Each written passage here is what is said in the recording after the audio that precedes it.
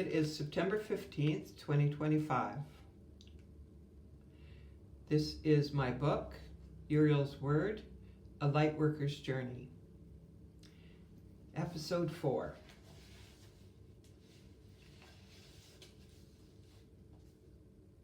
This nonfiction book is dedicated to all the valiant starseeds, lightworkers, healers, shamans, spiritual warriors, mystics, peacemakers, and seers, old and young, and their intrepid helpers, who have come here in the service of humanity at this time of great change.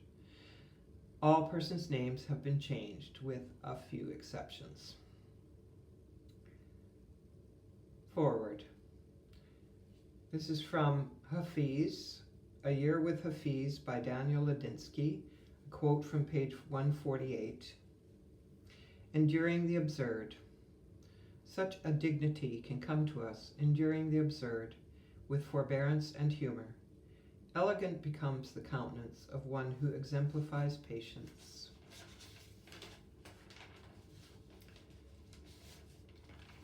Chapter 8, Radical Forgiveness. A quote from Rumi.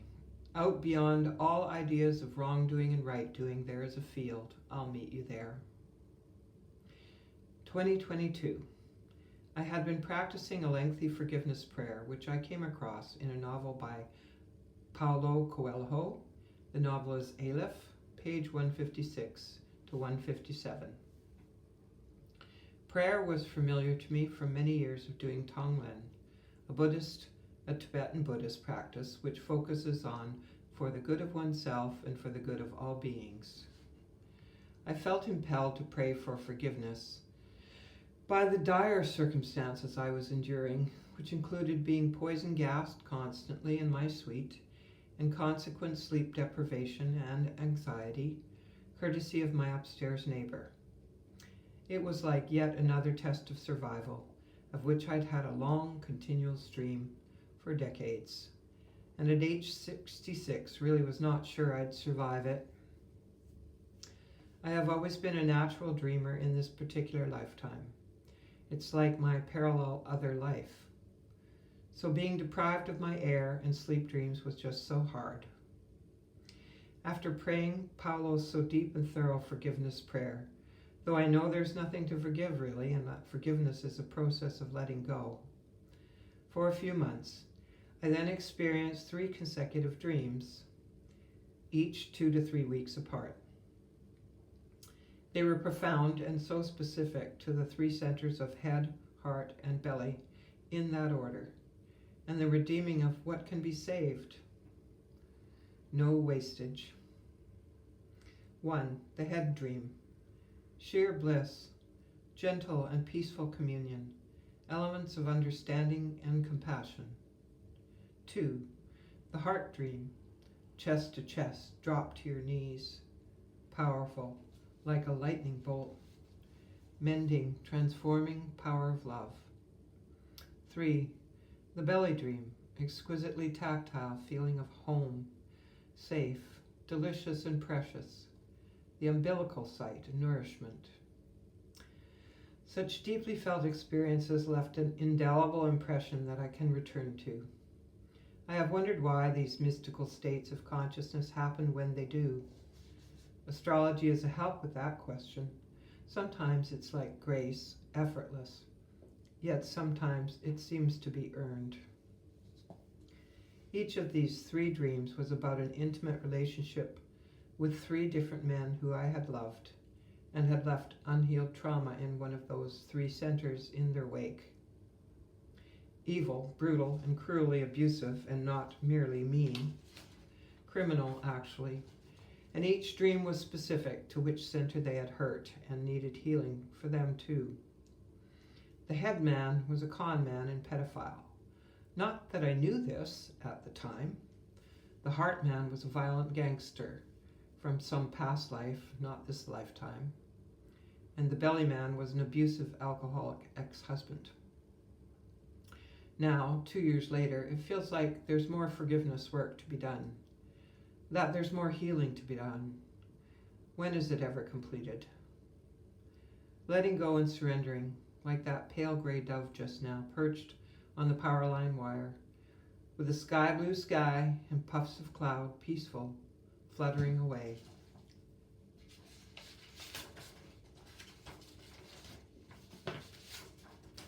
Chapter 9, Mediumship.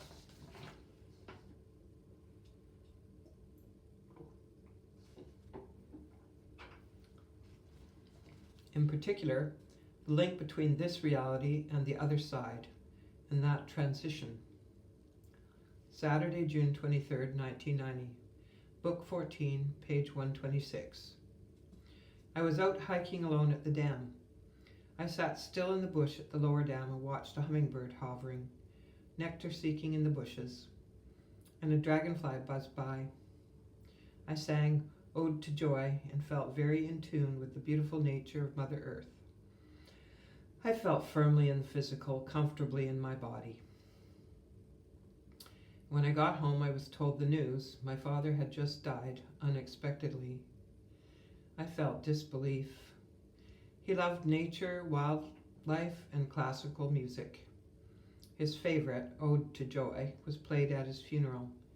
In North American totems, hummingbird is joy, and I have a special connection with hummers.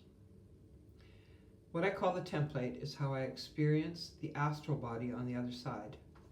The template is your mature self in its peak condition, youthfully mature, healthy, beautiful, and perfect, like the seed's promise come to fruition. When I was the same age my father was when he died, 63 years old, I had a lucid dream of him. We were both in our templates and he wanted to give me a hug, but I refused and left because I hadn't forgiven him. Since then I have forgiven him, and I think he knows that. He's manifested dimes for me as a means of friendly communication and encouragement for years now. The latest was a plethora of dimes in my path, all shiny new looking, and that made me laugh. His sister, my godmother Dot, also long deceased, is with me via her scent, Lily of the Valley, and on occasion the Muppet Elmo. My mum's beyond the veil communication has been via dreams and swans. About 10 years ago, in 2015, I was fast asleep and dreaming that I was disembodied and in a black void. Very near me, I heard my mother's voice say, "My name, and is that you?" Right then I was jolted out of my OBE, or lucid dream state, by the ringing of the phone on the oak dresser near my bed. I was jolted back to this reality at 3 a.m. It was my sister calling to tell me our mother had just died. I had wondered why that experience was so abbreviated. It felt unfinished. 2008 summer. My friend and neighbor, a feisty 80-year-old lady, Jeannie, had surgery on her shoulder, which she didn't mention to me, probably because she expected it to be a minor thing. One night I dreamt I was with her at the seashore and we swam out quite far, and it felt wonderful, like freedom. We both swam strongly and she was farther out ahead of me. She swam through a white fog veil that came down from the sky, and she was out of sight. I wanted to follow her, and I tried to, but was not allowed to go past the veil where she had gone. I felt disappointed. I mean, we were having a lot of fun. We used to go hiking, so this was right up our alley. Once we sang the Teddy Bears Picnic on the drive home after a hike at the Moral Sanctuary, but I digress. The next day I went up to her suite to visit her, and she was all bandaged and wan-looking in her reclining chair. I got her a glass of water, and she told me she'd nearly died from the anesthesia, which she'd had a bad reaction to. I may have shared my dream experience with her then, or at some later date. 2021. At the pool where I swam laps twice a week, I was in my usual medium speed lane, doing the crawl at a leisurely pace, and reciting my mantra to the rhythm of my breath, as I usually did. Love and light, love and light, love and light, love and light. When suddenly the lifeguard was shouting at me. I surfaced. He asked me to check on the man in the next lane, which I immediately did. I touched his shoulder and knew that he was gone. no longer alive, departed. The lifeguard was in the water in a flash, and the pool was cleared. The paramedics came, but he was dead. I was asked to fill out a statement, and a clerk there told me he was a well-liked Brit. They used to call him Santa, though he wasn't fat but sprightly. And his wife had come to the pool with him that day and waited in the foyer while he swam, and normally she didn't.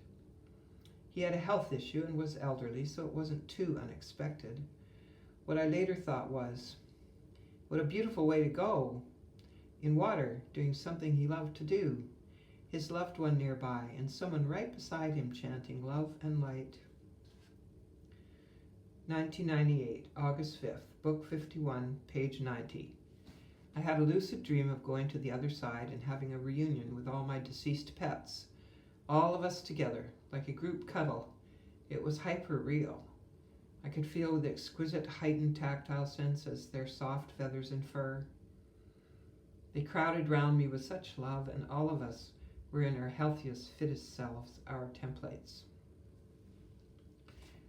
1992, September 2nd, Book 20, page 78 to 79. I dreamt Anais Nin, famous for her diaries, was murdered, shot through the neck by a madman. Maybe I was murdered too? Or I was observing somehow, not part of the action. The next scene, I was viewing in a studio, an auction, an art gallery, my own paintings. I was advising or watching others try to crop, stretch, and frame some of my rolled works on canvas, and I was quite upset and sad because I was dead. Or maybe I was there as an advisor, reframing my paintings. Bit disconcerting, this one. I was trying to advise from the other side and feeling frustrated. I always was quite a perfectionist when it came to the presentation of my artwork.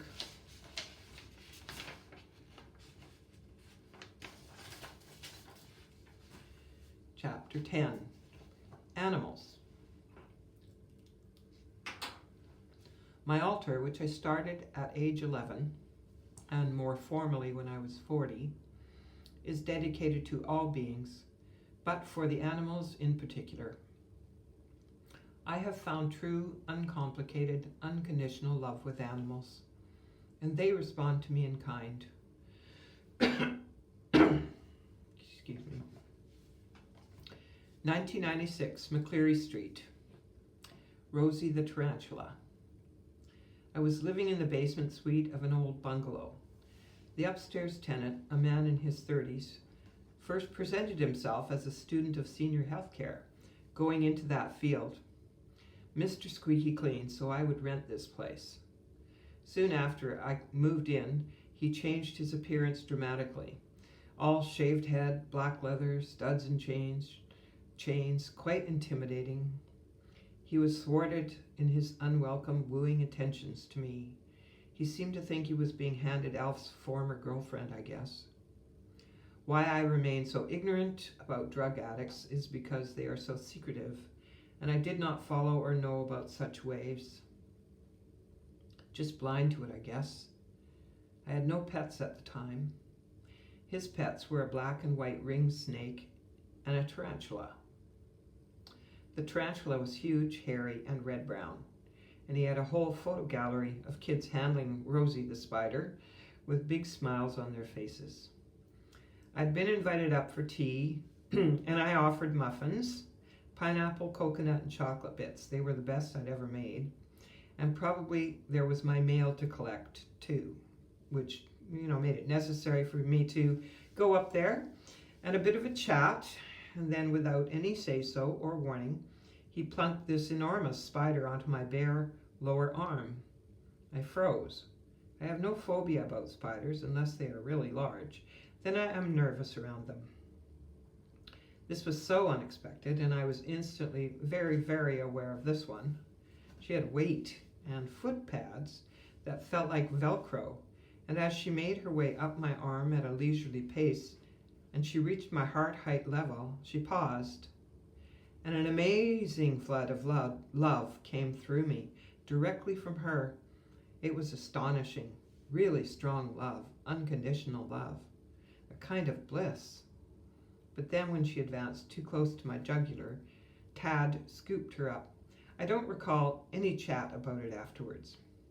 Maybe he thought his spider would make me accept him as a beau. Wow, that spider had mega love vibes. Years later, I saw a film called The Blue Butterfly with William Hurt. And it was in it was a scene where kids were taking turns having Rosie the tarantula on them.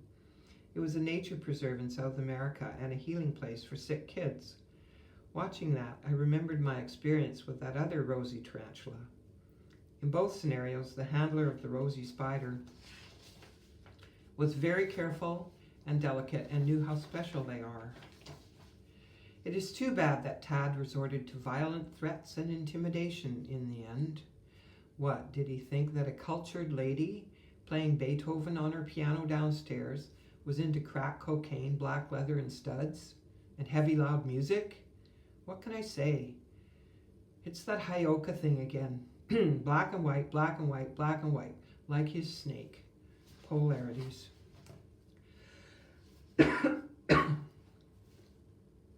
Cats of a black and white variety show up, notably at difficult times, like some divine reminder. I call them Hyoka cats. They are always noteworthy in appearance and character, and seem to be either very serious and dignified, or totally goofy clowns. One I can think of was both.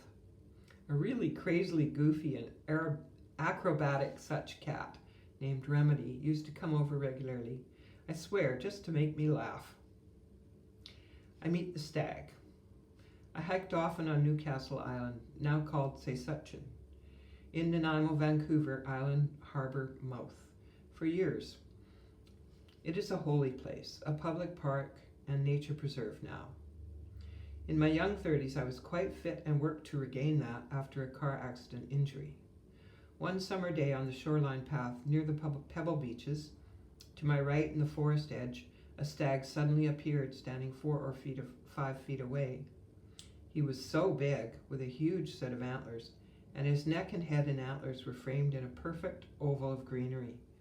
What a visual memory I have of that long, long moment, when we both stood stock still and just looked at each other. I think he moved first and was gone back into the forest. He was magnificent. 2017, on Bay Street in Nanaimo, late dusk. I went out for a little walk and saw the deer crossing the road further down the hill nearer the beach. Then I sent a telepathic message, as was my habit, for them to not tarry on the road. I had seen too many dead deer there already. One past evening had been a scene of carnage. When I was coming home and just off the bus, and that's how I met a TD bank manager who was traumatized by having to put a car-injured deer out of its misery.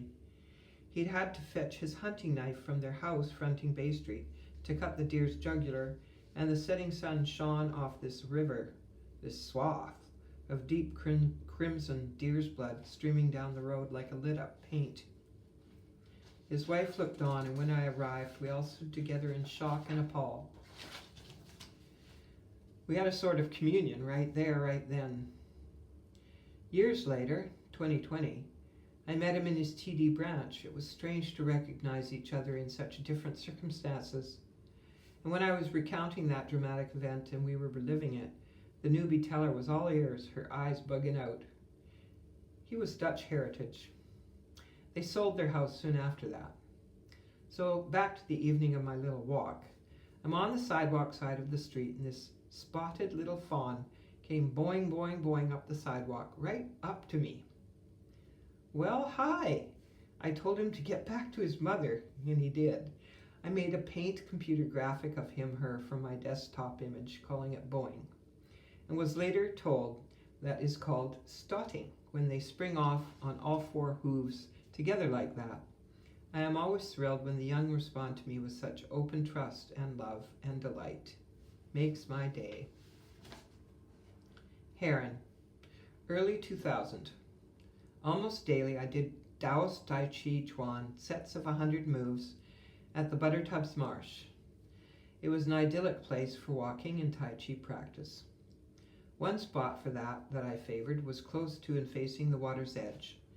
Without fail, a great blue heron would fly in pronto and stand one-legged in the water right in front of me for the duration of the entire set, about 25 minutes. When I was finished, he would fly off. I thought of him as my Tai Chi buddy and a living example. He helped take the edge off my loneliness with his companionship. Other places I've lived, I've had regular visits by heron. They show up and often around me, wherever I am, like a friend and messenger. I remember how surprised I was when I first heard their harsh, croaking call, which seemed so at odds with their elegant appearance. Hummingbirds.